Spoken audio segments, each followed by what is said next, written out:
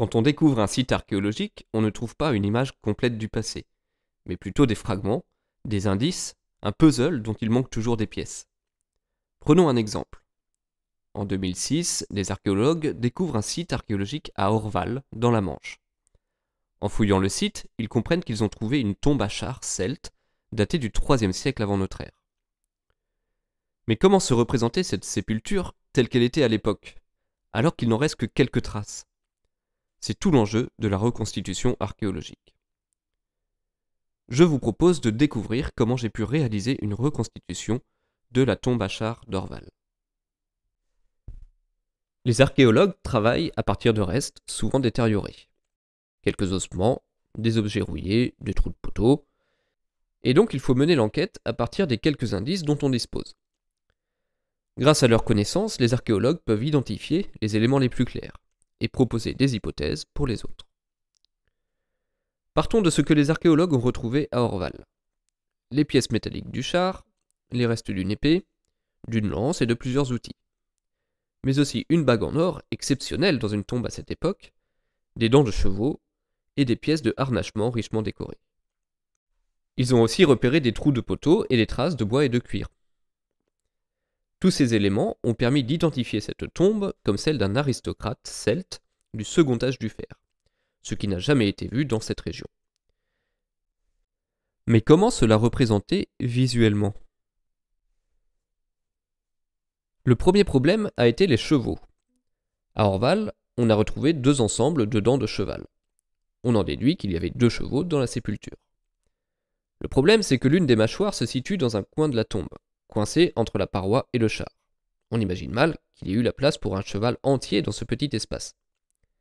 Alors qu'en conclure, les archéologues suggèrent que seule la tête était présente. Le cheval aurait donc été décapité. Et c'est ce que j'ai voulu représenter. Mais cela fait surgir de nouvelles questions.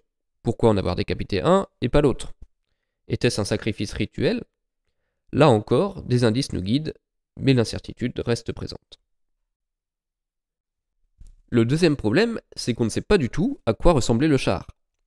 Il n'en reste que les parties métalliques. Tout ce qui était en bois a disparu. Alors est-ce que ça ressemblait plus à une charrette ou à un char de combat? Et quels étaient ses décors?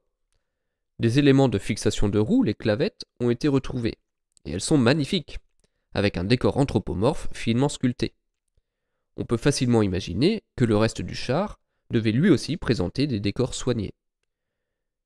Mais qu'est-ce qu'on peut représenter exactement? Ici, j'ai pris le parti de faire une structure simple qui permet de comprendre comment le corps du défunt était présenté.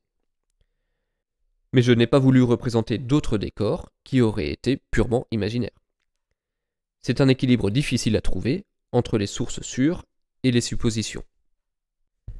Il faut aussi faire preuve de logique. En reconstituant le char, je me suis aperçu qu'il fallait trouver un moyen pour qu'il ne penche pas trop en avant. Cela aurait fait tomber le corps. J'ai donc opté pour un petit support purement inventé, mais qui propose une solution cohérente.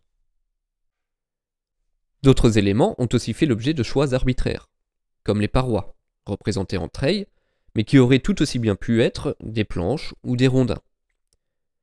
Quant aux vêtements, on connaît très mal la mode de l'époque. J'ai opté ici pour une simple tunique et une cape, qui ressemblent au costume gaulois plus tardif.